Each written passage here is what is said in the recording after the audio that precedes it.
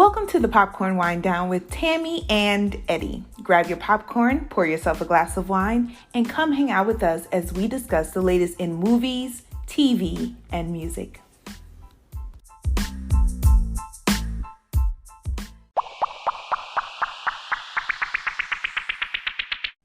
Hello and welcome to this week's episode of the Popcorn Wine Down. I'm Eddie. And I'm Tammy. Thank you for joining us. This week we will be discussing Netflix's hit show Lupin. Or is it Lupin? It's Lupin. Lupin. Like Grey Poupon in the French. Okay, but before we get started, let's get into the wind down. Tammy, there's some sad news. Baseball legend Hank Aaron passed away this week, and at the age of 86. He was, some would call him the still reigning home run king of baseball.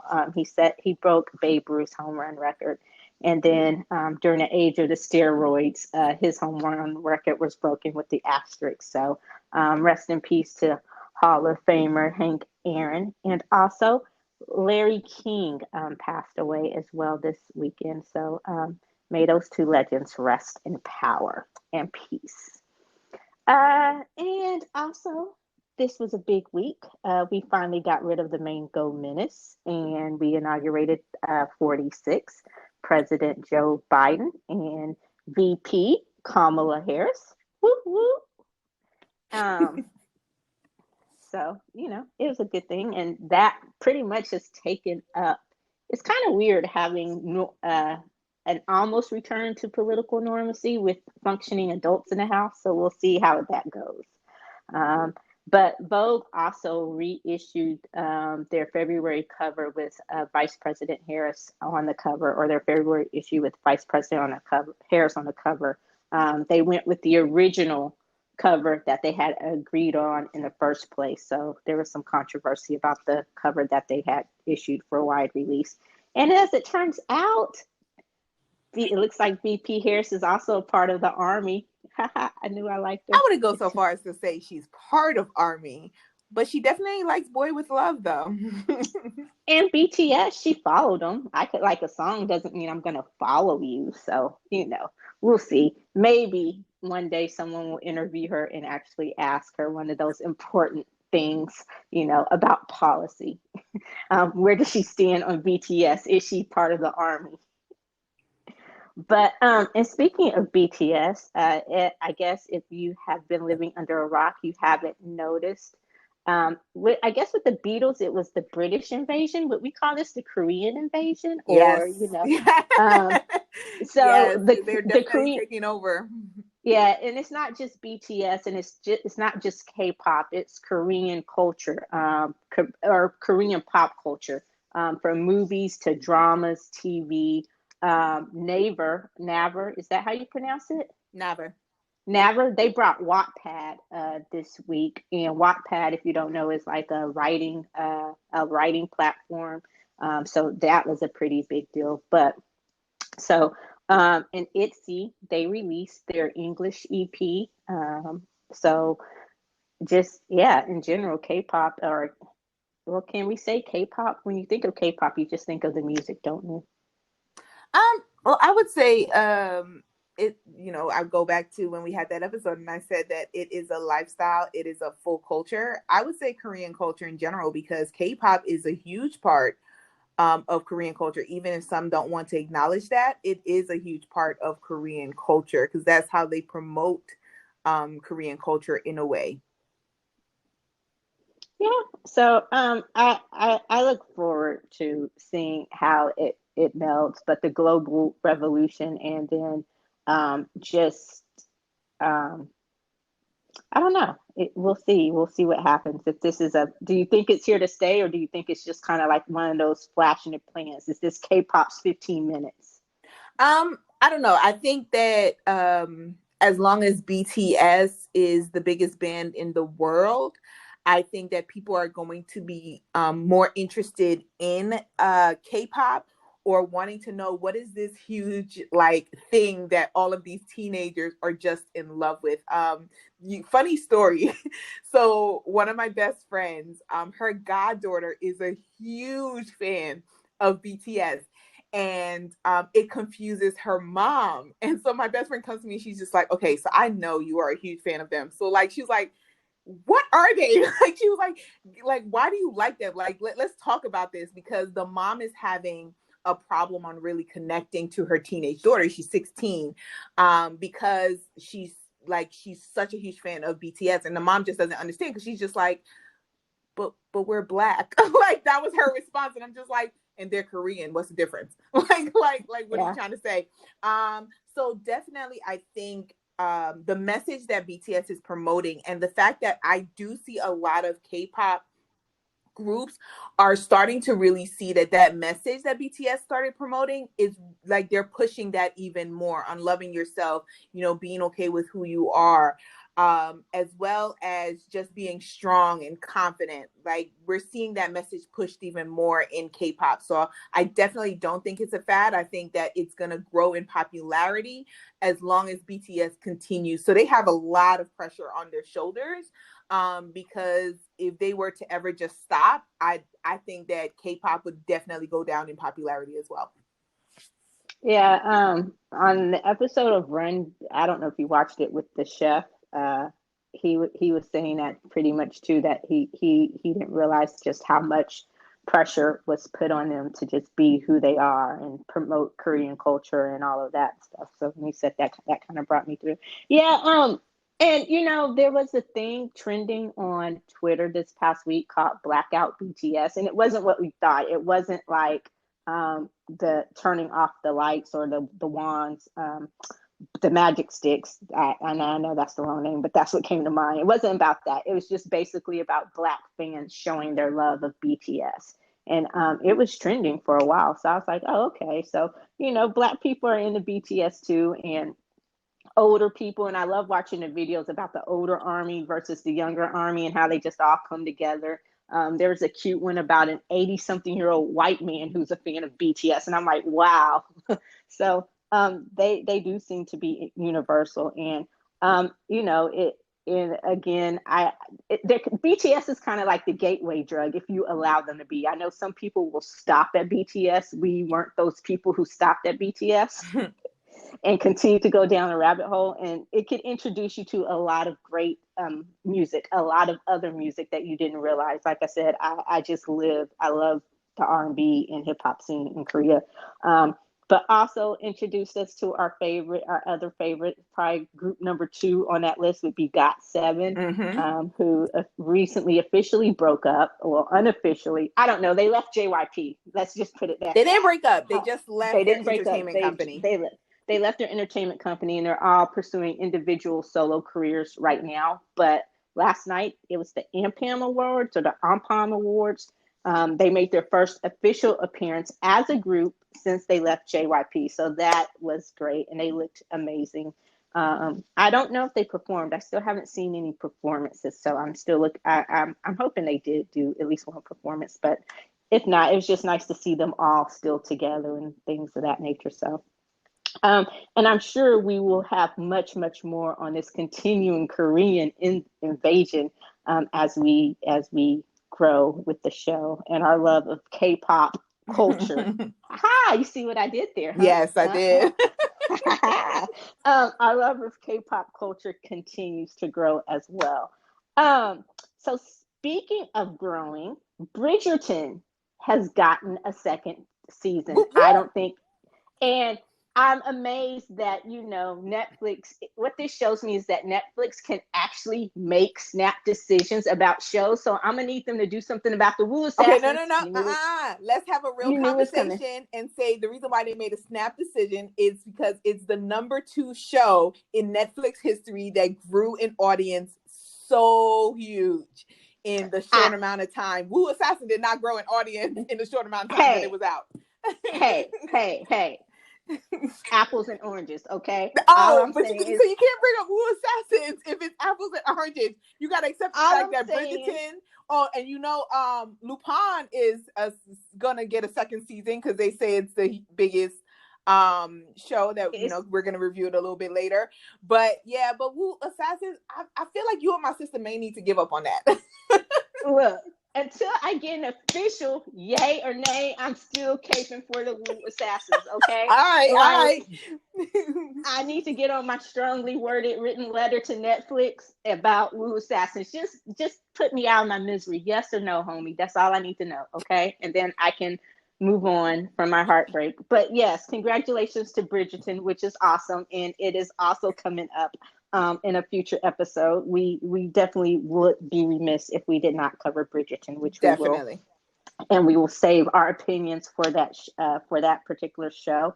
The show that we did last week, and we also talked about whether or not it deserved a second season. Well, and it seems like as soon as we finished taping the show, It came like out. what, a day or two later, it came out that Selena has actually been renewed for season 2, which is great. So, And it's coming out on May 14th. So definitely look out for that, because you know we're going to have to do a review on Selena Part 2. Yes. So that is amazing, and I am excited to hear about that. I look forward to season 2, and the fact that it's coming out so fast, which probably tells you that they filmed season 1 and 2 simultaneously. Yeah, probably. They filmed it all at once and then just broke it into parts. So, and it's good that you hear these big pickups and big announcements about this, because Bridgerton is actually going back into production here shortly. This spring, later on this spring or this summer. So that would be good. So we'll probably get that second season early next year, maybe later on this year, who knows. But you have all of those pickups for new seasons. And then you get to movies and concerts and you hear about delays. Last week we spoke about Bond and, my love of James Bond. It's been delayed again. So last week we were excited because it may have been coming in the Easter basket with the Easter bunny over Easter weekend. Now it's been pushed back to October. Which means that it will be coming out in 2022. Probably.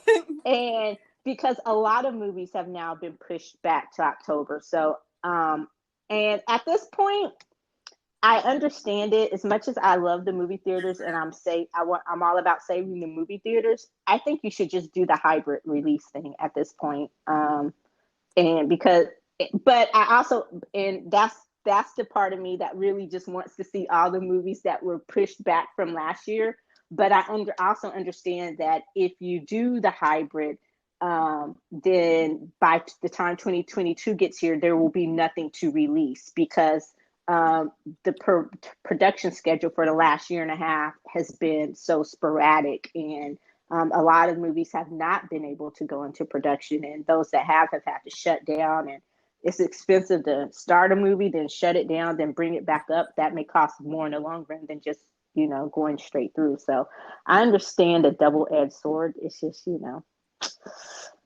sad to hear. And Halsey announced that she was going to cancel her world tour for this year, the tour that was pushed back from last year. The 1975 also announced the same thing. So Bonnaroo, I think, was canceled this year as well.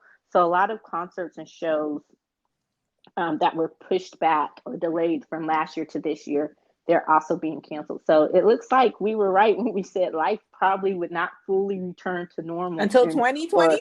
22, and it's no going back. So we just got to find the new normal. Yeah, but I agree. We won't have that opportunity to really discover what that is until 2022. So we shall see. Yeah, we shall see what happens. All right. Well, I think that does it for this episode of the Wind Down. And do you have anything else? No, I'm good. Let's get to that review. Okay, so stick with us, and on the flip, we will hit up the Lupin review. Discover more in movies, TV, and music at thepopcornwinddown.com.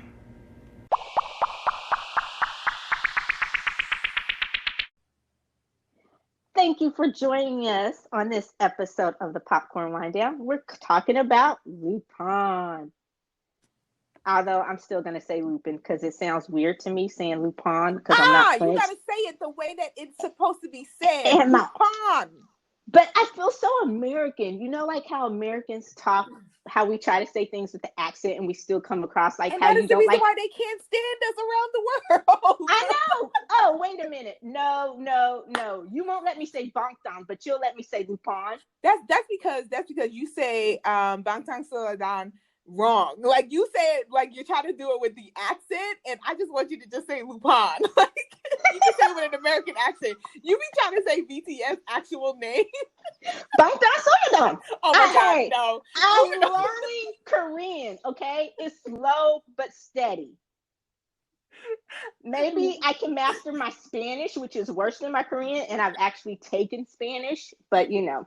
Anyway, so now I gotta add French to the list, but we gonna get there. So Lupin / Lupin is a French. Okay, can we start this now? No, go ahead. I'm going. Okay. Go ahead. Lupin is a French mystery thriller which tells the story of professional thief and master of disguise, Assane Diop, and how he sets out to avenge his father's death 25 years earlier. So, what did you think about Lupin? I really did. I really enjoyed it. I liked it. I will say that it reminded me of two movies that I also really, really liked. It was only 5 episodes. So for anyone that thinks that, oh my God, like it's just gonna be too much. No, it's only 5 episodes. But it reminded me of Now You See Me and Inside Man, on how like always one step ahead. But I really, really enjoyed it. I was able to actually sit down and just watch all 5 like straight through. I didn't feel like I needed to stop or take a pause or go do something else. So that shows how much I actually thought it was good. It was really, really good. And I watched it with the English dubs rather than like with the subtitles. And like you said, the English dubs wasn't bad. So it didn't distract me from the show. So it was cool. No, it's cool. I Inside Man and Now You See Me are two great ones. I was gonna go along with Sherlock and the Ocean series. Ooh, So I did not even think of those two. yeah, but I think all 4 of them are great, and that just goes to show you how diverse. And if you're a fan of any of those movies, then you would love Lupin. Yes, I agree. You are going to love Lupin if you enjoyed any of those movies that we named. And it's based on a real, so you know me being the nerd that I am, I actually had to do research because his life is based on this book, Lupin, the adventures, the gentlemanly adventures of Arsène Lupin, that his father gives him. It's the last gift that his father gives him on his birthday, that he actually discovers after his father's been set up. But I went, and it's a real series of books. So the Lupin books, they're real. They were published in 1905, and I can't pronounce or remember the writer's name. But so I just wanted to throw that out there that they really are. It really is a real set of books. So the series is based, and there was also a French movie, 1957, done on Lupin as well. But so that's the nerd in me. You knew it was coming. Yes, and no, but I like knowing that it's based on like real books. Like that's actually a really interesting fact. And knowing that it's based on real books, and knowing that it was based from something from the early 20th century, the 1900s, and also knowing, what we know about different cultures, I am so impressed. I don't know if that's the right word right now, but I love how the lead character is Black, Afro French, or, and I love that history. And I don't know enough and I can just kind of go back and probably say that the original Lupin was not Black, but I love the series. And I did try watching with the subtitles, and the subtitles were not bad.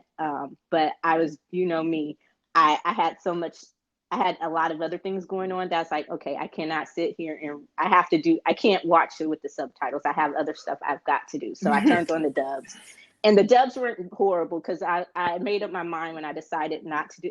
I did the whole first episode, I think half the episode in subtitles, and I said at that point if the dubs were bad, then I was going to go back to the subtitles. But the dubs were not bad; they were actually pretty on point, and so I enjoyed it. And the only thing I didn't enjoy is that it was only 5 episodes. So I was like, no, it's too short. I see. I So feel like it was perfect at 5 episodes. There was so like, and we talked about this before when we review shows from other countries, especially when we review shows from Korea.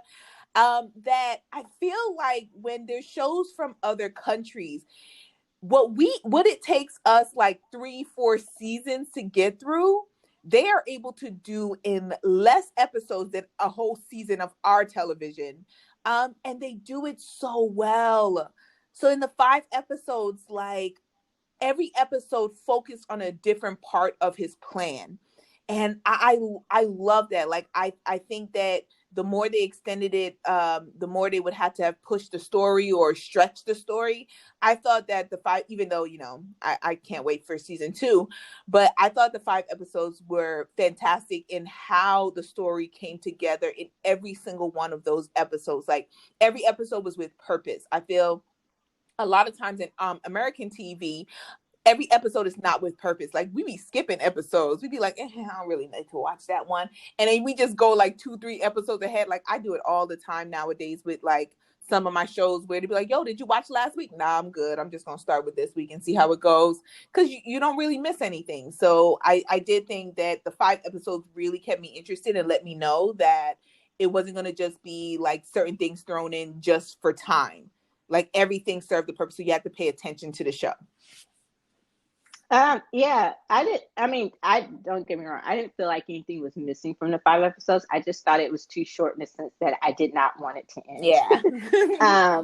And so I was trying to savor every moment, but I do agree. You miss nothing from beginning to end. And from the moment that it starts out, it's like, okay, and I remember reading, it's like, who is this gentleman thief? And I guess that's where the whole Danny Ocean comparison comes in. The master of disguise, the con artist, and how did he come to be? And I love that we got the story about how he came. His father was a French chauffeur. His father was a Senegalese, immigrant, and he worked for this rich company. This rich man, he became his personal chauffeur for the Pellegrini family. And the father, Pellegrini, old man Pellegrini, is an ass from beginning to end. Like 25 years and he was still as much of an asshole as he was 25 years ago. Like just, and it seems like he became even more of an asshole, like assholier. Is that a word? I don't know. We're going to add it to the Eddie dictionary today. Add it to the dictionary. But it's just like, dude, like sometimes you get to the point where you know better and you do better, or you pull that whole Lethal Weapon, I'm too old for this shit. So you just become like, but no, he just always took it to another level, like a completely other level. So, and yeah, so, but then his father is accused of stealing something from the Pellegrinis, this necklace that had been passed down through French royalty, starting off with Marie Antoinette, Miss Let Her Eat Cake, and then it goes on to, Napoleon gives it to Josephine. And then it goes on, and it ends up in the part of the Third Reich, part of the jewels and things that they stole during the siege in France. And then somehow the Pellegrinis end up with it. And then it disappears, or it's stolen, because they never find it after it was quote unquote stolen, do they? It wasn't lost. The air quotes, No, but like the funny thing is that like, yeah, it was never actually lost. He just removed it and put it somewhere else in order to get the insurance. Like everybody was saying, like he just wanted the insurance money. I believe it was his wife that ended up telling Assane that his company was doing very, very poorly, and He What wanted the insurance money, or was it the journalist? I forget it was which the one. It journalist. was The the wife journalist. plants the seed. She said the wife plants the seed that it was something going on at the company around the time that the company was struggling, probably part of that '80s global meltdown. Um, and then, well, I guess it would have been the '90s at this point, since it's 25 years and we're present day. So, and then he so it was the journalist who filled in the rest of the blanks that's when he got the big insurance payout.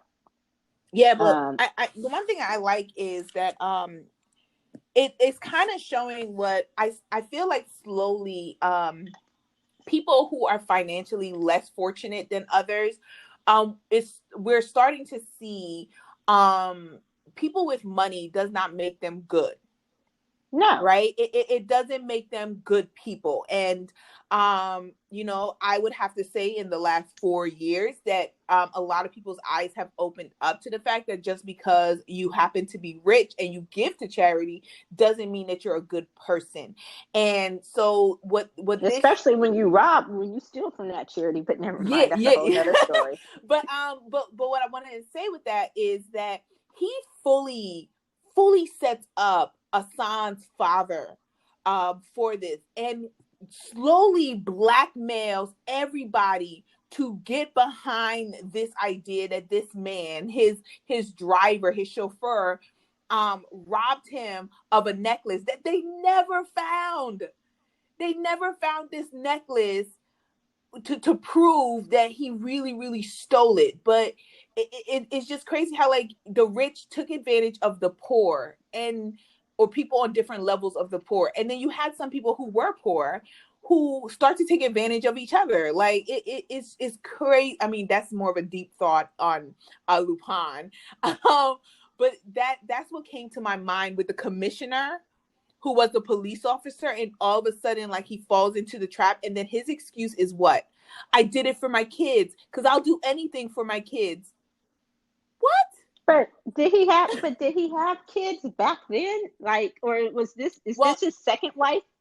Because the kids that he had now, they're like 6 and 7. So it's like, is this your no, second what I'm wife? talking about, like when he said he did it for his kids is when he gets involved with that dude who's a human trafficker, and he like is in sex trade and in sex slavery and all of that. When Assane kidnaps him, and they talk, and he's bringing that up, and he says, I did it for my kids, I do anything for my kids. And I was like, why is that an excuse for you committing crimes when you're actually supposed to be Oh, upholding the law? But then I go oh, back to, he when he would say, tells them at one time, I was actually good at my job. I liked it, believe it or yeah, not. and then even when you say you liked your job, when it came down to it, he blackmailed you, and you fell in line. So at the end of the day, like, is that when you stop liking your job, when you realize that you were not immune to blackmail, and that you were willing to fall into anything and to put anybody else's life in danger just to save your own? Like, the cops were just fucking idiots. I'm sorry. I felt like I hated the cops. I even hated that one cop that just magically happened to be a fan of the book series, and he just happened to be putting it all together in the background, and I was just like, okay, whatever. Like, yeah, they would just be one cop that's just fully into this whole story. Okay, yeah. Well, along with that, I kind of, because it's fiction, I do kind of give I suspend some areas of belief. But yeah, the cops were kind of, they were a little Keystone-ish. Let me take it back there. They were kind of like the Keystone cops.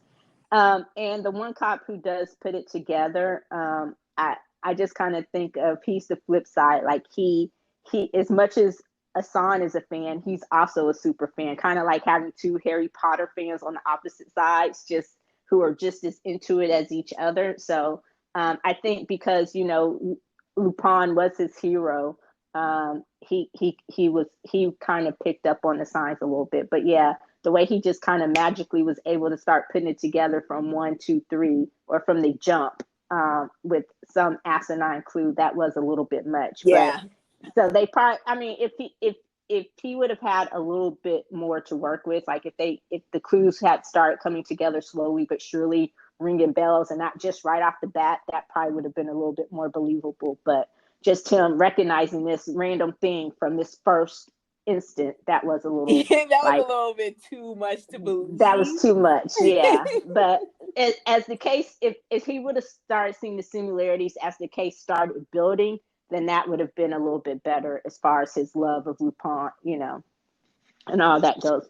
But yeah, the wife I also thought was a bit, she was so weak and so, Which wife? like, the Pellegrini, Oh, Mrs. Pellegrini. okay. Oh yeah, yeah. She was so weak and so, I think she was I don't done. know.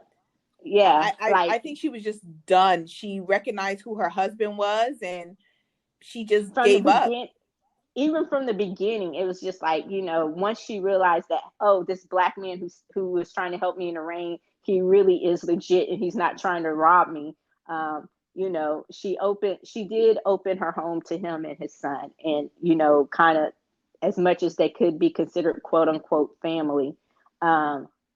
She did show them kindness, but when it came time for her to actually stand up and do the right thing, she did not. And then she tried to assuage her guilt by getting Assane into the boarding school and paying for his tuition and all of that kind of stuff. So, but the thing that got me is, did you see the relationship with him and, is her name Juliet? Juliet.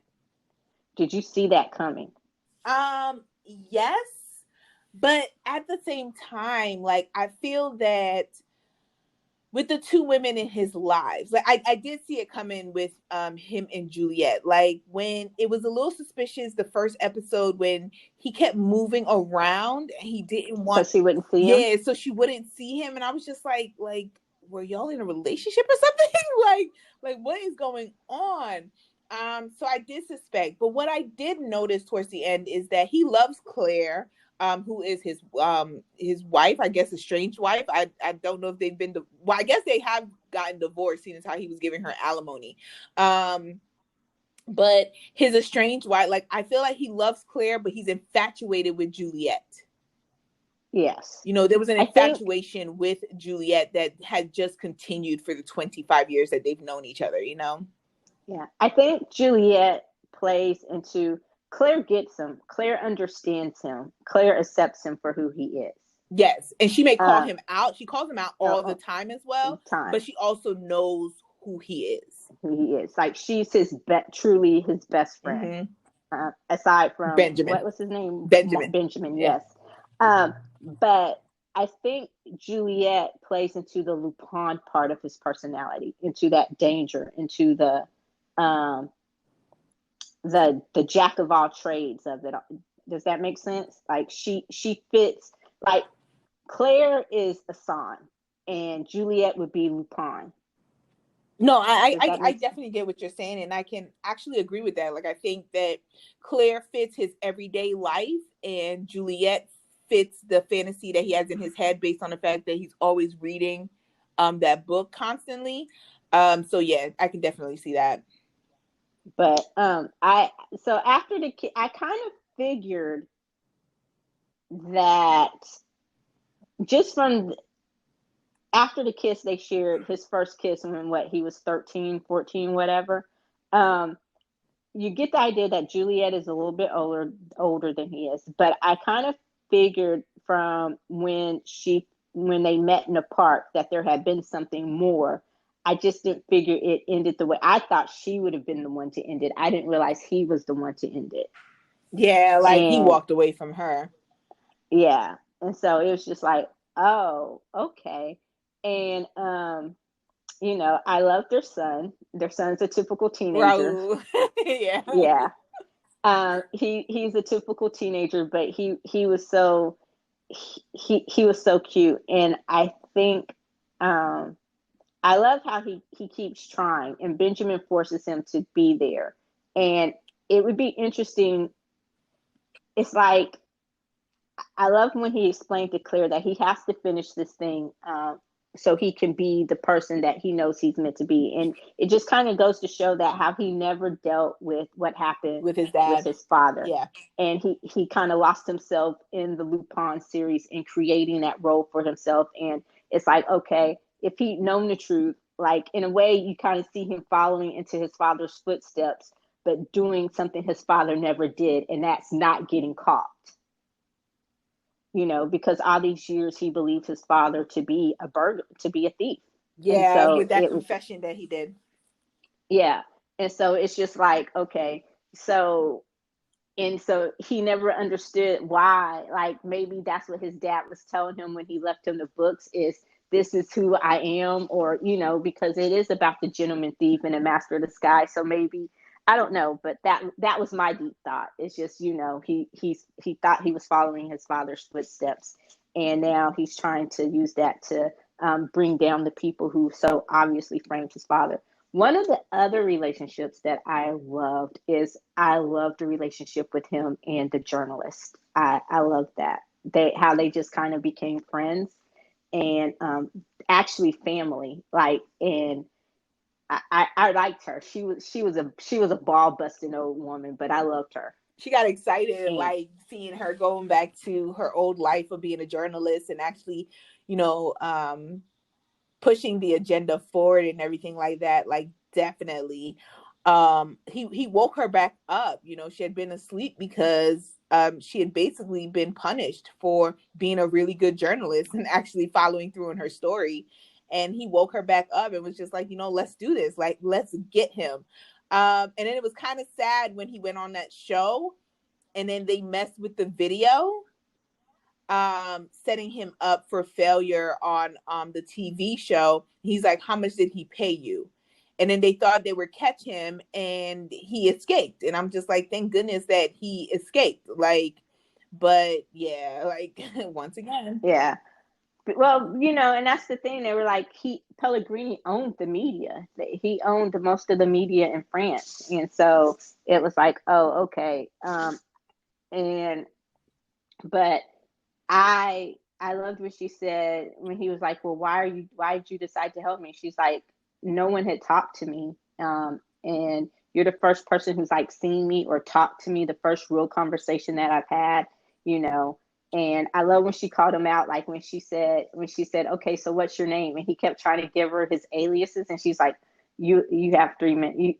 She gave him a timeline. She's like, or get out. She's like, tell me your real name or get out. Yeah. And every time he would say another name, she'd just look and be like, okay, this is the game you're playing? Like, no. And so I loved her, and I loved that he took the dog, you know. Technically, he gave the dog to who, Benjamin. I know. Well, he just gave the dog to Benjamin because he was going out of town with his family. He's going to come back for the dog. I don't know.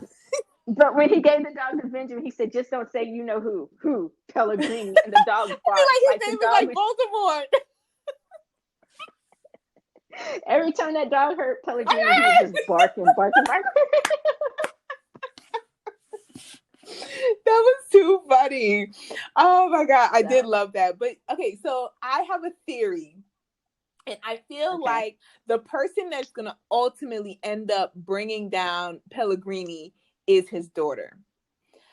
I think so too. Because she's very, very naive. And like her mom said, you know, she's really, really close to her father, where she believes what he says. Even when she finds certain details out, she goes to him, she talks to him, he spins a story, and she automatically believes that story.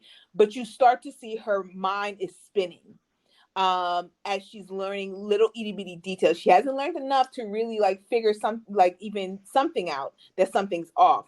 But you do see her thoughts are starting to spin on what she's hearing. So I do think in the end, she's going to play a major role in bringing down her father. I think it's going to be when she finds out that they kidnapped Assane's son, even though her father specifically and explicitly told the dude to leave his family alone. I don't know. Like, I feel it's going to be when she finally finds out that his father never stole the necklace. Because when she hears that it was never actually broken apart, So they never had to put it back together. That kind of throws her off a little bit. Like, wait, what? What do you? So she really thought, she believed the No, story. she knew. No, she knew. She said that she knew that it wasn't broken apart, but she was in on that part. She said when they finally got it back, they just thought it would help sell the myth a little bit more, and make it go for more at the auction. But she knew that the necklace had not So what been. about the conversation that she has with her father, Which one?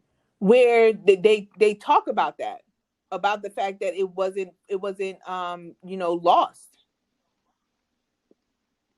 Or am I remembering wrong?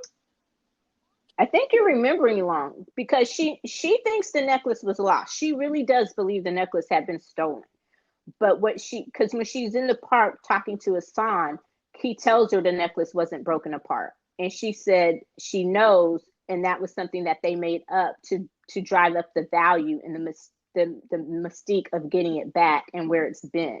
But she doesn't know where it's been. She thinks that her father really did just find the necklace missing after all those Okay, years, so it's and when they she added. finds out that it wasn't actually stolen and her father had it, where I think that it'll actually open up her, her mind to reality. Because I feel like even with his son being kidnapped, her father can spin a story and she wouldn't believe that her father is even involved in the kidnapping of his son. So I think the necklace is going to be what slowly opens her mind to the fact that her father is actually evil and is not as great as she, I guess, thinks he is, which I don't understand why, but she thinks her father's great. Daddy's little girl, and he probably always doted on her more than his wife and more than anybody. He probably doted on her, Gaining her and loyalty. made. Yeah, because the mom was not like. I'm with you. Their marriage had been done for, A long time. done with, Yeah. over. Yeah, she was He bought over her it. a penthouse apartment and left her there. Like, she For doesn't even there. live in the house What did she anymore. call it? Yeah, what did she call it? Her gilded castle, her Yeah. gilded cage, or whatever. But besides the fact that she was probably lonely there because she had to keep up appearances, she did not seem to have a problem with not living with him at No, all. not at all. Not at all. So, what are some things, since we already know it's being renewed, or for season 2, that it is coming back? We are going to get another season of Lupin. What are some things you're looking forward to in this second season? What do you want them to cover, or what are To you be hoping honest, for in the I don't second feel I'm season? smart enough to really be thinking of what the next plot should be. At all. Like, I would just be excited to see how they pull the story together. And what else, what can he do now that his son has been kidnapped, and all of that. But I'm just excited to see like what the next step is in the story. But I don't have an actual like thought of where I feel the story can go, because it's too intricate of a story. Like, I would not be able to think of the many things that he thought about before he started this whole adventure that he went through. So I'm excited to see what season 2 has. Especially to always be like one step ahead. Um, from the moment it starts, having you think he really is just a janitor or a cleaning person on a cleaning crew in the Louvre, to just like, okay, what do you really do? Like, how do you make your money? To the part where he owed the loan sharks money, and that was all part of his plot to get into the Louvre and steal the necklace. Like, it's just genius. But yeah, I think that he's going to have to come clean with Claire and tell her the whole truth, especially with her son missing. And I think Claire is a little bit more involved in his Lupin personality than we believe. I think she shared in some of his adventures in the past, and that might get her back into it. I think the triangle with him, Claire, and Juliet is going to come to a head, maybe. That the two women will finally be forced to meet. And I also want to see some of how it started to go wrong with him and Claire, how they went from first love to where it started to, because until she was pregnant, she was about to break up. Until she found out she was pregnant, she was about to break up with him. So I would like to kind of see some of that backstory as well, and some of his earlier adventures. That's just me. And of course, see how they're going to get his son back and what happens. And I think I would be happy with anything they did. But yeah, so that does it. Thank you for joining us on this Wait, episode. first you gotta rate it. Oh, my bad. I got so excited. So for Lupin, I'm going to rate Lupin at a 4.75. I really, really, really enjoyed it. Whoa! Have I ever given any show a 5? I don't think you've ever given anything a 4. I have. The Old Guard got a 4.5. Oh wow! I'm speechless. Yeah, I would say a 4.75. I think the one thing that just kind of throws it off from getting a 5 is that I think it was very cliche on just one police officer having to know the same story that Assane was following along to, and then it's just little things here and there that just kind of slip it down to a 4.75. But I thought the storyline was amazing for the 5 episodes that they gave. So 4.75 popcorns is what I'm giving. Like, I bumped into somebody real quick and some of the popcorn spilled over, but majority of the bucket is still fully there. Oh wow! So I got carried away. I'm still mind blown. And when you said that about the cop, that is one other thing. Side note, before I give my thing, that's one other thing I would really be interested in seeing next year is how, because when the cop calls him Lupin, he turns around and it's like, oh shit. So I wonder how the cop is going to get, because I think he's just made another ally, especially when he explains everything. And I'm really interested to see how that's going to play out too. Okay, so my ranking is, I am going to actually give it a 4.5. I loved it, and gosh, you rated something higher than me. I can't believe it. I know. I loved it, and I'm with you. It's just some of the little cliche things, and of course, there's always room for growth, and it broke my heart. I think, and as we talked about, European series usually tend to be shorter in episodes than ours, which is fine, especially since they do such a great job of telling the story in the episodes that they have. But 5 was still a little bit short for me. So I could have done with another 1 to 2 episodes. But it was great. So I'm giving it a 4.5, and I look forward to the second season of Lupin. And I highly, highly recommend it. Highly recommend this series. So that officially, am I right now? Am I on cue now? Go for it. Officially ends the episode. That officially ends this episode of the Popcorn Wind Down. Thank you so much for joining us, as always. Be sure to tune in next week when we will be talking about Ma Rainey's Black Bottom. Until then, I'm Tammy. Bye. Hope you enjoyed this week's popcorn review. Don't forget to visit us at thepopcornwindown.com for your daily dose of pop culture.